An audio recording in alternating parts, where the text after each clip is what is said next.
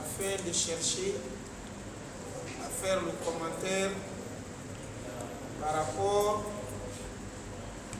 à la sunna du prophète Mohammed sallallahu alayhi wa sallam et à la compréhension de nos pieds prédécesseurs. Alors la sourate Ash-Shams, nous écoutons d'abord sa lecture. أعوذ بالله من الشيطان الرجيم بسم الله الرحمن الرحيم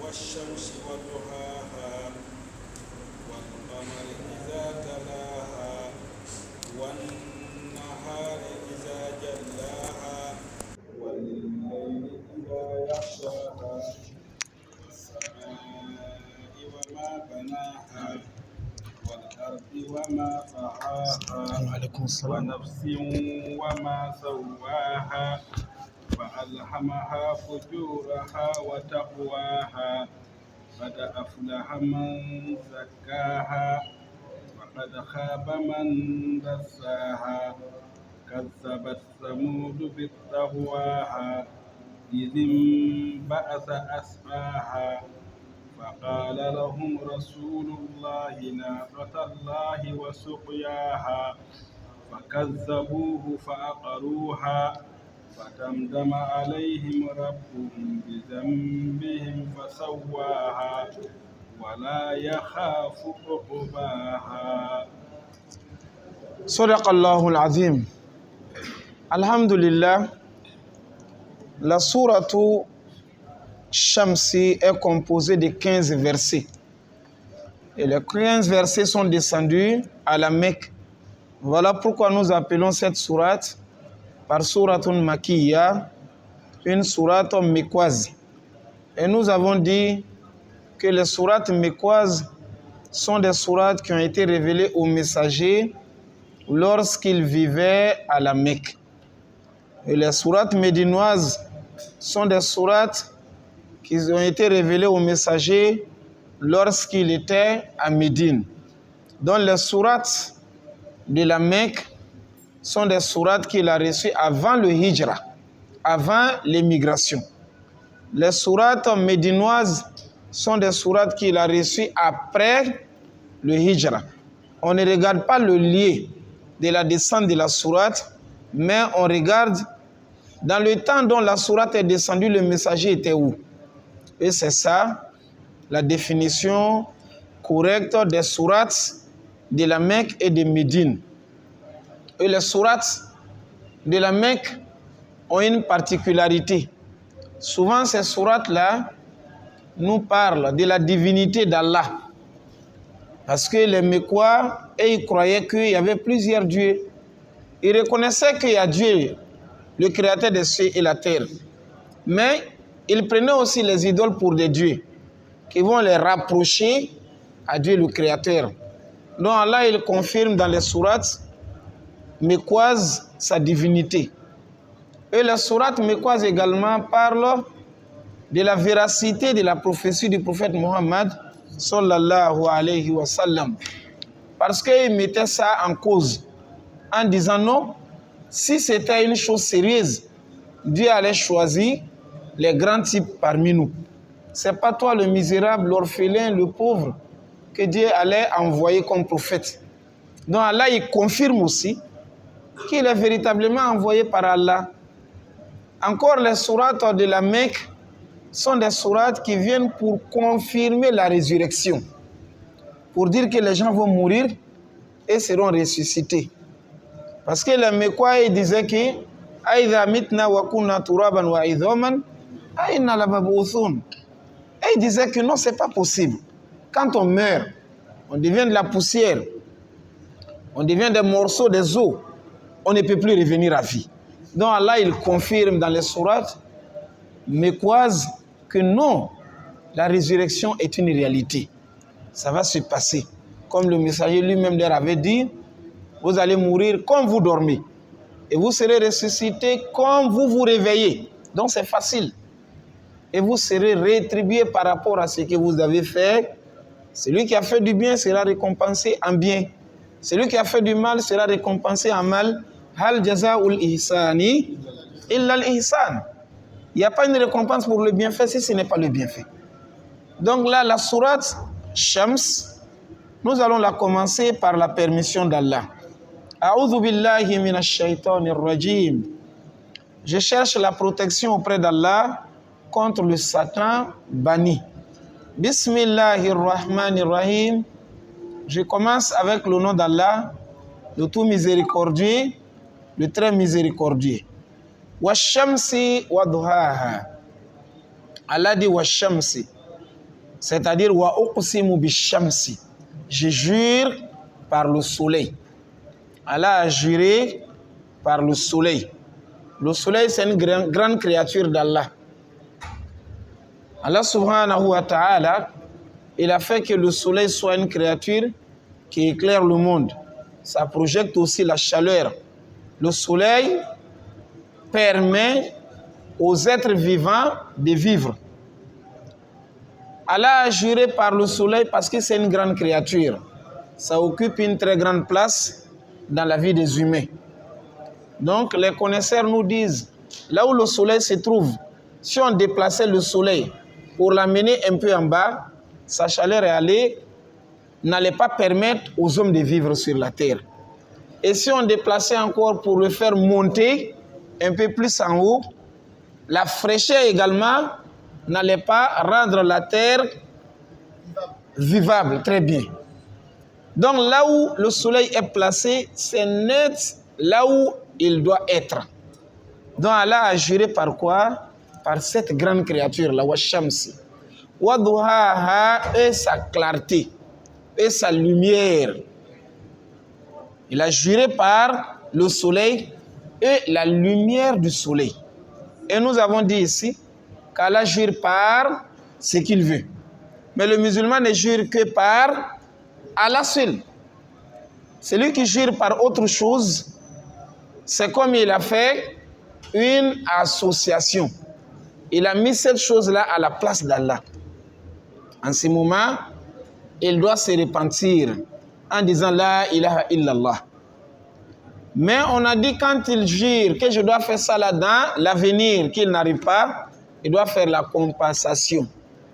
Mais s'il a juré pour une chose qui est passée alors qu'il est en train de mentir, là, il demande seulement le pardon d'Allah, il s'est repenti. Parce qu'il a eu un péché. Il n'y a pas de compensation à ce moment. Il a juré, j'ai acheté ça à 10 000, alors qu'il a acheté à 5 000. Il a un péché. Et le péché là, c'est le repentir qui est la solution. On ne répare pas.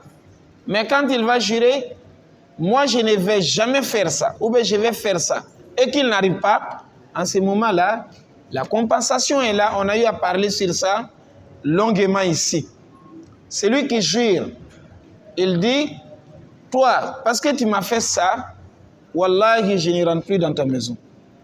Wallahi, je ne vais plus jamais manger chez toi. Wallahi, je ne vais plus t'adresser la parole. Et après, il a regretté. En ce moment, l'islam nous demande de faire quoi? De faire la compensation. Et il va rentrer dans la maison de son frère. Il va aussi manger chez lui. Il va aussi l'adresser la parole. Mais il faut qu'il va réparer le serment qu'il a eu à faire au nom d'Allah. Et nous avons parlé de plusieurs types de réparations, comme le Coran même a donné la solution. Alors Allah, lui, il jure par ce qu'il veut. Il a juré ici par le soleil et la clarté du soleil. Wal qamari, alors Allah a juré encore. Wal qamari, et je jure par la lune. Je jure par la lune. Idha talaha, lorsque la lune va suivre le soleil. Tala, yani tabi'a. Tala, ça veut dire tabi'a. Donc, on peut aussi utiliser le même mot là dans la récitation du Coran, par exemple. Utlul Qur'an. Donc, Allah subhanahu wa ta'ala, il va nous utiliser le mot ici là pour dire que tala veut dire suivre. Lorsque le soleil se couche, qu'est-ce qui se passe? la lune prend le relais. Donc c'est comme la lune suit le soleil. La lune suit le soleil. Donc Allah a dit wal qamari, je jure par la lune. Idha talaha, lorsque la lune suit le soleil. Le soleil s'est caché, la lune s'est présentée. Donc Allah a juré par toutes ces créatures-là. Wan nahari, Allah a dit et je jure par le jour, la journée. Il a juré par le jour. Idha jallaha, lorsque le jour éclaire, lorsque le jour se présente, lorsque le jour apparaît. Donc on était dans la nuit, voilà qu'on arrive vers l'aube, on rentre dans le matin, le jour commence à se présenter, la localité dont nous vivons devient claire. Allah a dit, il a juré par ce jour-là. Wan nahari idha jallaha, lorsqu'elle éclaire, lorsque la journée éclaire. Wallayli idha yaghshaha. Wallayli, Allah a dit, je jure par la nuit. Je jure par la nuit. Idha yaghshaha, lorsque la nuit enveloppe, lorsque la nuit couvre. Vous vivez dans une ville ou dans un pays, il fait nuit, c'est comme s'il y avait un drap noir qui venait pour couvrir la localité ou le pays où vous êtes. Du coup, on voit, tout devient noir. La lumière est partie. Voilà pourquoi quelque part même Allah a appelé ça libasa. Libasa, c'est le vêtement. Donc il a appelé la nuit par le vêtement. C'est comme un vêtement noir qu'on a pris pour couvrir là où vous êtes. Vous vous retrouvez dans l'obscurité. Mais avec le miracle d'Allah, cette grande créature qui vient pour couvrir toute une ville ou tout un pays arrive sans un bruit. On peut rester dans le sommeil, la nuit tombe, le noir ou l'obscurité va envahir partout, on ne se réveille même pas, il n'y a même pas de bruit. Alors que la simple voiture, quand elle passe, il y a un bruit. Lorsque l'avion passe, il y a un bruit. Le train passe, il y a un bruit. Ça, ce sont des petites fabrications. Mais la créature d'Allah qui vient pour couvrir tout un pays ou des pays arrive, on n'entend même pas de bruit. Donc, ça c'est la différence entre la création d'Allah subhanahu wa ta'ala et la fabrication des humains. Donc, il a dit qu'il a juré par quoi? Par la nuit. Idha yaghshaha, lorsque la nuit vient pour tout envelopper. On avait déjà vu cette phrase-là dans les sourates passées. Yaghsha, ça veut dire envelopper, couvrir. Al-Ghashiyah. On avait vu souratul Ghashiyah. Hal ataka hadithul Ghashiyah. Donc l'information du jour enveloppant. Le jour qui enveloppe, qui couvre tout, ça ferme tout. Et la nuit permet aussi à d'autres créatures d'Allah de circuler. Il y a des créatures d'Allah qui ne sortent pas la journée.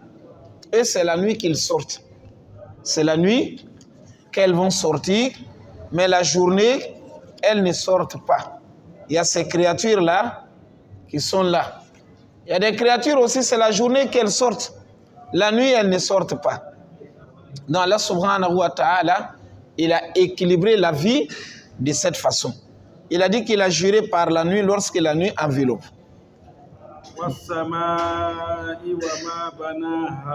Wassama'i. Je jure par le ciel. Je jure par le ciel. Wama banaha, et ce qu'il a construit. Wama banaha, on peut dire de cette façon, wallahi banaha, et c'est lui qui l'a construit. Le ciel, quand on le regarde, c'est une grande créature d'Allah. Personne n'est arrivé à sa limite pour dire je suis arrivé à un endroit où il n'y a plus de ciel. Ça n'existe pas. Mais cette créature-là ressemble à un plafond, mais sans poteau, sans piquet. C'est suspendu comme ça et ça ne tombe pas. Allah subhanahu wa ta'ala, il a fait de cette créature-là une jolie créature quand on regarde le ciel. Et une créature aussi qui n'a même pas de fissures depuis des années, depuis la création du monde jusqu'à nos jours. Tu ne regardes pas pour dire que là, c'est troué, ou là, c'est cassé, ou cet endroit-là est tombé. Ça n'existe pas. Donc, c'est une grande créature qu'Allah a suspendue. Et dans ce ciel-là, il y a des habitants. Il y a les anges qui vivent. Il y a les anges qui vivent dans le premier ciel, deuxième ciel, troisième ciel, jusqu'au septième ciel. Et ceux qui sont au septième ciel, ce sont les anges gradés. Et ils sont les hauts gradés. Parmi eux, il y a Jibril alayhi salam. Ceux qui sont en haut là-bas, c'est eux qui sont encore plus gradés que ceux qui sont au premier ciel. Donc Allah a dit, il a juré par le ciel, Wama banaha, et ce qui a construit le ciel. Wal ardi wa ma tahaha. Wal ardi, yani wa uqsimu bil ardi. Et je jure encore par la terre. La terre également, c'est une créature miraculeuse. Quand on regarde la terre, elle est vaste, elle est grande. Et la terre également est mou, c'est-à-dire souple. On arrive à cultiver, on arrive à creuser les puits, on arrive à sortir des voies, on arrive à creuser pour chercher le diamant, l'or, on arrive à construire. Et encore, la terre, on voit qu'elle est solide parce qu'elle arrive à supporter toutes les charges. Les gros bateaux, les maisons que nous construisons, les trains, les grandes fabrications, tout reste sur la terre et la terre arrive à supporter. Donc, au même moment que la terre est fragile, parce que ça permet aux gens de travailler, et elle est encore solide, parce que ça résiste. La terre arrive à tout encaisser. Et nous avons dit à la fin du monde, cette terre-là va trembler. Tout ce qui est sur elle vont tomber. Et elle va devenir toute plate. Allah subhanahu wa ta'ala, il nous a raconté ça dans plusieurs versets, dans les sourates où nous avons vu. Hein? Allah nous dit la terre va devenir un même niveau, il n'y a plus d'eau, il n'y a plus d'herbe, il n'y a plus d'arbres, il n'y a plus de maisons.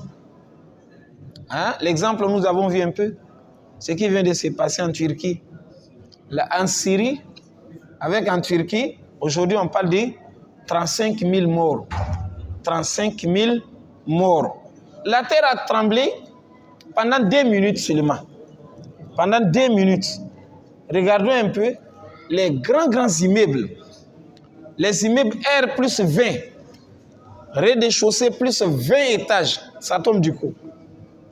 Donc ça, c'est le tremblement de terre qui n'a fait que 2 minutes. Mais le grand tremblement de terre qu'Allah parle, qui n'a même pas de temps. C'est ça se passe maintenant et qu'on nous dit, la terre va avoir un même niveau, tout va tomber. Ça ne nous étonne plus. Parce qu'on a déjà vu, tremblement de terre de 35 secondes, d'1 minute, ça fait déjà des dégâts. De 2 minutes, regardons un peu là où ça nous amène. 35 000 morts, ce n'est pas tout. Parce qu'il y a des disparus qu'on n'a même pas encore retrouvé leur corps. Ils sont où? Est-ce qu'ils sont portés disparus ou bien ils sont encore sous les immeubles qui sont tombés? C'est Allah seul qui le sait. Mais avec le miracle d'Allah, pour nous montrer que c'est vrai, l'être humain a besoin de certaines choses pour vivre. Mais Allah peut faire vivre une personne aussi sans ça pour un moment. Jusqu'à 6 jours, il y a des gens encore qu'on sort, on sort hein, vivant. Il y a même un bébé qu'ils ont retrouvé après 6 jours. Après 6 jours, le bébé est encore en vie. On a sorti le bébé. Il y a une vieille aussi, je crois, de 60 combien d'années là. On a sorti encore après 6 jours. Donc elle ne mangeait pas, elle ne buvait pas, mais elle a eu à vivre quand même pendant ces jours-là. Donc c'est le miracle d'Allah subhanahu wa ta'ala. Il nous montre que oui, l'être humain pour vivre, il faut manger. Pour vivre, il faut bien respirer. Pour vivre, il faut boire. Mais moi, Allah, je suis capable de faire vivre aussi l'autre pendant des jours sans qu'il ne puisse manger. La preuve est là. Donc Allah subhanahu wa ta'ala, il fait toujours la règle générale. C'est comme ça que ça doit se passer dans la logique. Il fait maintenant l'exception. Pour avoir un enfant, il faut un homme avec une femme.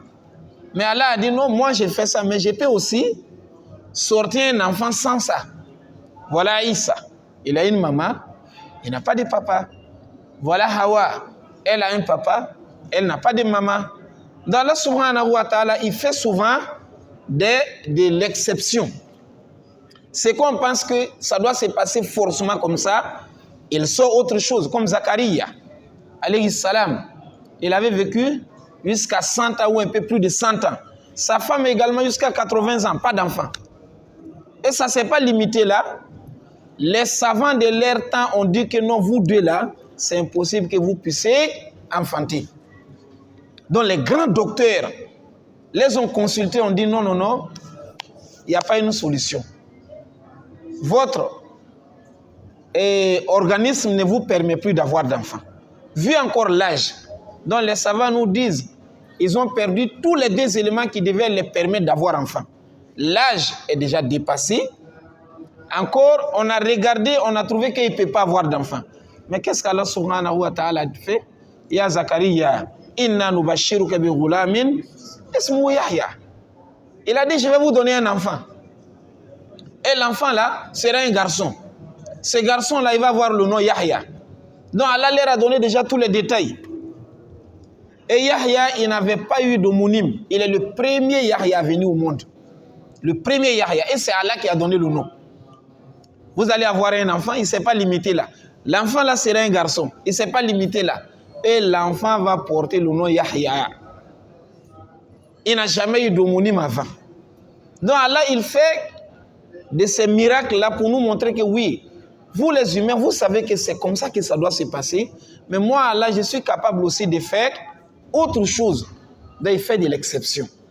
Donc Allah subhanahu wa ta'ala ici, il a juré par quoi? Par la terre. Wal ardi.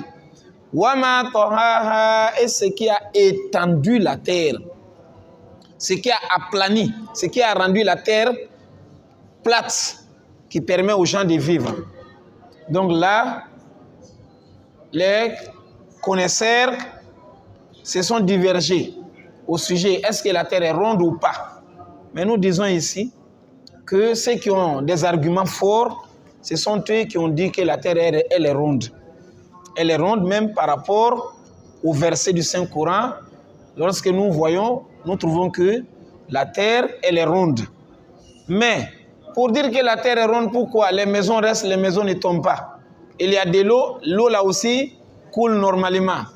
Ça, Allah subhanahu wa ta'ala, il est capable de le faire. Le ciel est resté sans poteau mais n'est pas tombé. Allah qui est capable de tenir le ciel comme ça, sans piquer, sans poteau, sans support, il est capable de rendre la terre ronde et qu'il y a des rivières qui coulent. Donc, ça, ce n'est pas quelque chose qui dépasse Allah subhanahu wa ta'ala. Donc il a juré par la terre et ce qui a aplani la terre. Wa nafsin, Allah a juré par l'âme. Mais ici là, nafsin c'est singulier. Mais quand on regarde la phrase, ça parle de pluriel. Donc toute âme. Wa nafsin.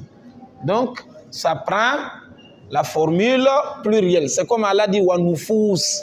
Je jure par les âmes. Que ce soit l'âme de l'homme, que ce soit l'âme des animaux, que ce soit l'âme des autres créatures qui ont des âmes. Allah a dit, il a juré par les âmes, Wama sawaha, et ce qui les a créés harmonieusement. Il les a façonnés harmonieusement. Donc je jure par l'âme, et ce qui a rendu l'âme harmonieuse. Donc Allah subhanahu wa ta'ala, il parle de l'âme, mais la connaissance de l'âme, c'est Allah subhanahu wa ta'ala seul qui l'a. Lui seul. Même l'ange qui vient sortir l'âme, il n'a pas la connaissance de l'âme. Comment est-ce que l'âme est grande ou l'âme est petite? Quelle est sa couleur? Quelle est sa forme? C'est Allah subhanahu wa ta'ala seul qui le sait. Il a dit wa yasalunaka anir ruh. Donc Allah subhanahu wa ta'ala, il dit, ils viendront t'interroger au sujet de l'âme. Mais dis-le, l'âme là, c'est l'affaire de Dieu. C'est lui seul qui sait. Donc le messager lui-même, il ne connaissait pas. Mais ce qui est sûr, c'est que l'être humain, si il est prêt à mourir, on commence à arracher son âme de ses orteils, des pieds. et ça monte maintenant vers le haut, ça va sortir par la gorge. Allah dit, Kalla idha balagati taraqi. Taraqi, c'est les clavicules, le cou. On commence en bas et ça monte jusqu'au niveau du cou. Falaoula idha balagati hulqum. Ça aussi, c'est la gorge. Lorsque le souffle de la vie arrive à la gorge. Donc les savants nous disent, c'est lorsque l'âme arrive jusqu'au cou que l'ange de la mort vient arracher le reste. Parce qu'on a eu à dire ici, lorsque quelqu'un veut mourir, il y a une délégation d'anges qui descend. Si c'était un croyant, la délégation d'anges là, c'est une délégation d'anges de miséricorde. Ils arrivent sous des formes parfaites, sont bien habillés, avec des tenues blanches, leur visage brille, et même ils sentent bon. Ils amènent un tissu qu'ils ont pris depuis le paradis. Ils amènent un parfum qu'ils ont pris depuis le paradis. C'est les anges là qui vont arracher l'âme depuis ses orteils jusqu'au cou. Quand ça arrive au niveau du cou, la Malakul Maut, que d'autres appellent par Azraïl, lui vient arracher le reste. Voilà pourquoi le messager d'Allah, il va nous dire, Inna Allah la yaqbalu tawbata abdin ma lam yugharghir. Il a dit, Allah accepte le repentir d'un fidèle tant que son âme n'est pas arrivée au clavicule. Tant que l'âme n'est pas arrivée à la gorge. Mais dès que l'âme arrive à la gorge, c'est maintenant l'ange de la mort qui doit faire son travail. Là, même s'il dit, je me repens, je suis devenu musulman, il va faire des bonnes œuvres, ce n'est plus accepté. Comme Pharaon. Pharaon, il avait essayé de se repentir, mais trop tard. Allah a dit non, ce n'est pas maintenant. Donc Allah a dit, il a juré par quoi? Par l'âme. Wama sawaha, et ce qui a façonné l'âme. Fa'alhamaha fujuraha wa taqwaha. Fa'alhamaha, il l'a inspiré. Il a inspiré à l'âme. Fujuraha, le mal. Son mal à elle. Wa taqwaha, et sa piété. Donc Allah, il lui a montré le mal. Il lui a montré aussi le bien. Il lui a mis maintenant en face des deux voies. Wahadainahu najdain. Et l'autre côté, Allah a dit, imma shakiran wa imma kafura. Donc Allah subhanahu wa ta'ala fa'alhamaha, il l'a inspiré. Il l'a enseigné. Fujuraha, sa criminalité. Fajirun, c'est un criminel. Un désobéissant. Fajir. Donc fujuraha, le mal qui est dans l'âme, Allah l'a montré ça. Wa taqwa, et sa piété. Donc taqwa, c'est la piété, la crainte d'Allah. Et Allah va lui laisser maintenant le libre choix. Lui-même, il choisit à faire du bien ou il choisit à faire le mal. Mais il faut savoir que wa ma rabbuka bidhallamin lil abid. Allah ne fait pas du mal à quelqu'un. Allah n'est pas injuste. Il a créé chacun de nous et il nous a donné la possibilité de faire du bien et de faire du mal. Lorsqu'on dit souvent, un tel il est né comme ça, il ne peut pas laisser. Ce n'est pas vrai, parce qu'Allah ne peut pas te créer comme ça. Toi, tu ne peux pas laisser le vol. Ça y est dans ton destin. Et Allah va encore te châtier le jour du jugement. Non. Il t'a donné la possibilité de faire le choix. Il y a une dame qui m'avait demandé un jour, elle a dit qu'elle n'arrive pas à prier. Parce qu'elle a des maladies de djinns. Les djinns la dérangent. Elle a des djinns kafirs. Donc, s'il est l'heure de la prière, son corps devient lourd, elle ne peut pas prier. Des fois, elle prend le bouloir, elle rentre aux toilettes, après elle vient, elle laisse le bouloir, elle ne prie plus. Des fois, elle fait l'ablution, elle prend le tapis, après elle abandonne le tapis, elle ne prie plus. Maintenant, pour elle, ce n'est pas elle-même qui est en train de faire, mais c'est les djinns. J'ai dit à la femme carrément que non, ce n'est pas le cas. Un bon musulman, le djinn kafir ne peut pas l'empêcher de prier. Il ne peut pas l'empêcher parce que nous avons un combat avec le diable. Cela est connu. Inna shaytana lakum adu. Allah même nous a dit, il est notre ennemi. Maintenant, ce combat-là, tout bon croyant arrive à vaincre le diable. Mais si toi tu es dominé par le diable, il y a ta responsabilité qui est là. Donc tu ne vas pas t'abriter derrière un djinn kafir. Non, c'est le djinn qui est en train de faire, il ne peut pas abandonner le vin. Il ne peut pas abandonner le vol. Il ne peut pas prier. C'est une raison qui n'est pas valable. Donc Allah a dit, lui il a inspiré à l'homme le bien et le mal. Et il a laissé maintenant le choix. Qad aflaha man zakkaha. Qad, c'est vrai. Aflaha, a réussi. Man zakka, c'est lui qui a purifié son âme. Purifier l'âme, c'est rendre l'âme musulmane. Abandonner tout le mal, faire du bien. Donc celui qui arrive à faire ça, alors il a réussi. Parce que Allah subhanahu wa ta'ala, il t'a donné la possibilité déjà de faire du bien. C'est à toi de combattre maintenant ton âme. L'âme veut ça, mais tu vois qu'Allah n'aime pas ça, tu laisses ça. L'âme ne veut pas ça, mais c'est ce qu'Allah veut, alors tu fais ça. Qad aflaha man zakkaha. On va se presser un peu pour finir la sourate. Wa qad khaba, et c'est vrai qu'il a perdu. Man dassaha, celui-là qui s'est laissé détruire par son âme. Donc lui, il a suivi l'âme. Jusqu'à ce que l'âme l'a conduit vers le mal. Il a eu à faire ce mal, il ne se débarrasse plus. En ce moment-là, lui, il a perdu. Allah dit, ce dernier a perdu. Kadhabat, il a démenti.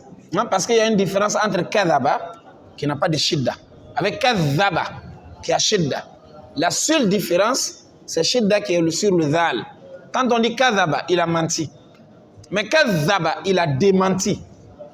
Hein? Kadhaba, c'est lui-même qui a menti. Mais kadhaba, il a dit non, ça, c'est pas vrai. On lui dit des choses, il dit non, non, non, c'est pas vrai. Il a démenti. Donc, kadhabat samoudou. Voilà, kadhaba Sulaiman, il a menti. Voilà, il a démenti. Kadhaba, il a démenti. Donc, on lui dit ça, c'est un prophète, il dit non, c'est faux. Le Coran, ça vient de Dieu, il dit non, non, non, c'est faux. C'est pas que lui-même a menti, mais il est en train de démentir ce qui est vrai. C'est ça qui est kadhaba.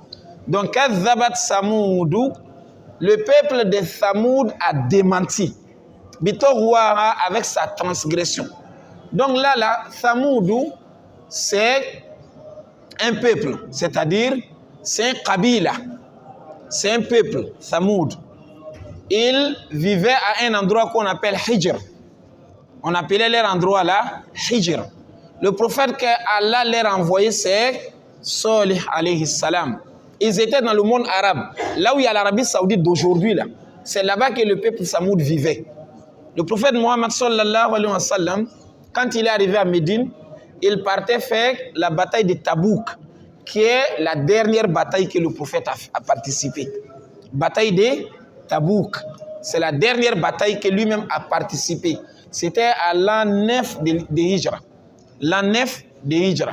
Il partait avec les compagnons, ils sont arrivés à l'endroit où Samoud vivait. Donc c'est en Arabie Saoudite d'aujourd'hui, en Arabie Saoudite d'aujourd'hui. Parce qu'au temps des prophètes Mohammed, ce n'était pas encore Arabie Saoudite. Donc ils sont arrivés à cet endroit-là. Les compagnons, il y a d'autres qui ont puisé de l'eau pour mettre dans leur bidon. Il y a d'autres qui sont venus prendre l'eau pour mouiller leur farine qui était avec eux. Le messager, quand il a suivi ça, il a dit non, non, non. Ne prenez pas ni de la nourriture ici, ni de l'eau ici. D'ailleurs, ne durez pas ici. J'aimerais que vous passiez vite. C'est ici là, Allah a châtié le peuple de Samoud. À cause de leur mal. J'ai peur que la même chose ne puisse pas vous arriver. Donc ceux qui avaient pris l'eau, le messager d'Allah a dit verser cette eau-là. Ils ont versé. Dans un hadith que Abdullah ibn Omar nous raconte. Et le hadith se trouve dans Sahih Muslim. Donc le messager va leur dire non, non, non, abandonnez l'eau. Et même ceux qui avaient déjà mouillé leur farine, le messager a dit donnez ça aux animaux. Les chameaux là, faites-les manger, vous-même ne mangez pas. J'ai peur que ce qui est arrivé au peuple Samoud ne puisse pas vous arriver. Et Tabouk, avec Médine, c'est à peu près 700 km. 700 km quand on quitte, quand on quitte Médine pour aller à Hijr. Non, pour aller à Hijr, là où le peuple là était, et ils ont été détruits par Allah. Donc Allah il nous raconte leur histoire ici, il dit qu'Azabat Samoud. Le peuple de Samoud a démenti avec leur orgueil, avec leur transgression. Soit ils leur dit il y a un seul Dieu, ils disent non, c'est faux. Il leur dit adorer Allah, non, non, non, c'est faux. Abandonner les idoles, non, non, non, c'est faux. Alors qu'Allah leur avait donné la force. Ils étaient intelligents.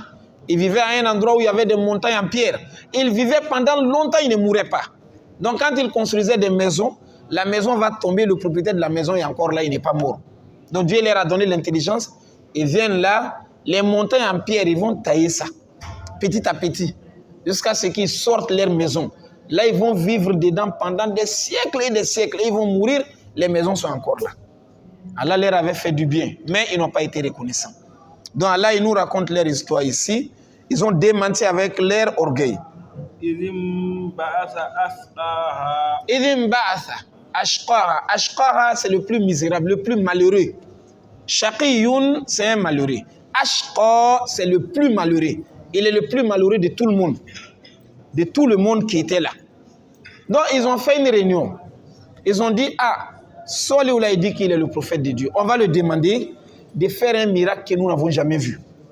Comme ça, on va croire à sa prophétie. Ils sont allés voir Salih. Ils ont dit à Salih, nous on veut que tu puisses opérer un miracle qu'on n'a jamais vu. Salih a dit, mais quel genre de miracle?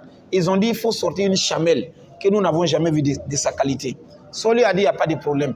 Il va maintenant devant une montagne en pierre, un rocher, il va appeler Allah. Voilà que c'est la montagne qui va se fendre. Et la montagne fait du bruit, on dirait une femme veut mettre au monde. C'est une grosse chamelle qui sort, longue et grosse. La chamelle là, pas de père, pas de mère, devant eux-mêmes. Alors Allah subhanahu wa ta'ala, il va dire à Salih de leur dire, ça c'est l'animal d'Allah. Ils doivent la respecter, la chamelle. Et la chamelle là doit boire. Là où ils boivent de l'eau, là, où ils pissent de l'eau, ils n'ont qu'à faire maintenant par tour de rôle. Un jour, ils pissent de l'eau. La chamelle ne va pas s'approcher de là-bas. Le deuxième jour, la chamelle va venir boire. Et aussi, il ne doit pas prendre l'eau. Mais le jour où ils ne vont pas prendre l'eau, toutes les familles amènent leur cantine pour venir extraire le lait de la chamelle. Et ça ne finit pas. Toutes les familles. Tu viens avec ton seau, tu viens avec ta bassine, tu remplis du lait. Mais ils sont restés, ils ne sont pas devenus musulmans. Ils ont refusé d'abord de s'islamiser. Et après, ils disent non, la chamelle, il faut l'éliminer. Il faut la tuer. Ils ont dit à Salih, Salih dit si vous la tuez, Allah va vous châtier parce que c'est l'animal d'Allah. Donc il nous dit ici, Allah nous dit ici, après leur concertation, ils ont dit, ah, il faut qu'on tue la chamelle. Il y avait un parmi eux qui était le plus malheureux qui s'appelait Qaddar ibn Salif. Ils ont pris maintenant l'initiative d'aller tuer la chamelle. C'est lui qui a été le premier à couper les pieds de la chamelle. Ashqaha, il a été appelé par le plus malheureux, Qaddar ibn Salif. فقال لهم رسول الله ناقة الله وسقياها. فقال لهم رسول الله, le prophète d'Allah, le messager d'Allah leur a dit. Le messager d'Allah ici c'est Salih. Salih leur a dit. Au moment où ils ont pris l'initiative de tuer la chamelle, Salih va leur dire Naqata Allahi. C'est comme s'il disait Zaru Naqata Allahi. Laissez l'animal d'Allah.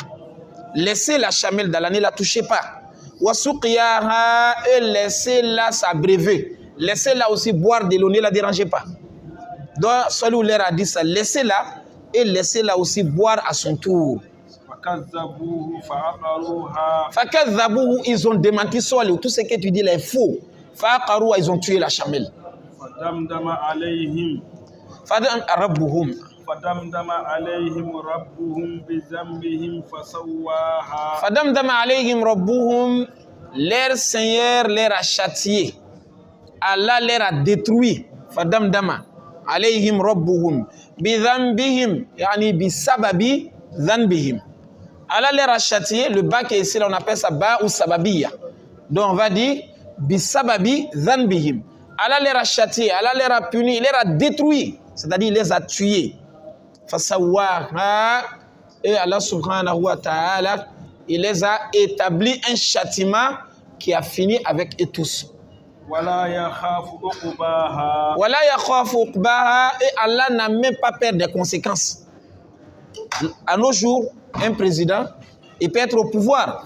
Il a son opposant qui est là. Il peut prendre l'opposant, aller l'enfermer. Mais demain, l'opposant peut être président et lui maintenant, il est dehors. L'opposant aussi peut le prendre, aller l'enfermer à nouveau. Donc, quand tu as les moyens, tu veux faire du mal à quelqu'un, tu te dis, ah, lui aussi peut-être il connaît un général. Hein? Ou bien peut-être demain, il va avoir l'argent, il va avoir une relation. Tu vas te méfier des conséquences. Mais Allah a dit, Wala yakhafu uqbaha. Lorsque lui, Allah, il fait son châtiment, il n'a pas peur des conséquences. Personne ne pourra agir contre lui après.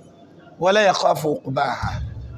Donc il est temps, Inch'Allah, pour la prière. Nous nous limitons à ce niveau.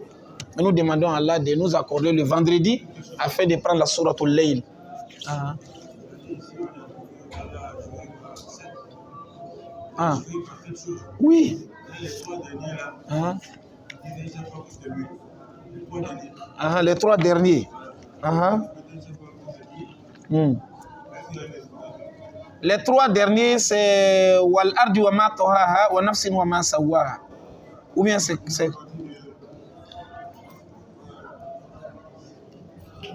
wa samai wa ma banaha. Ah. Voilà, c'est ça.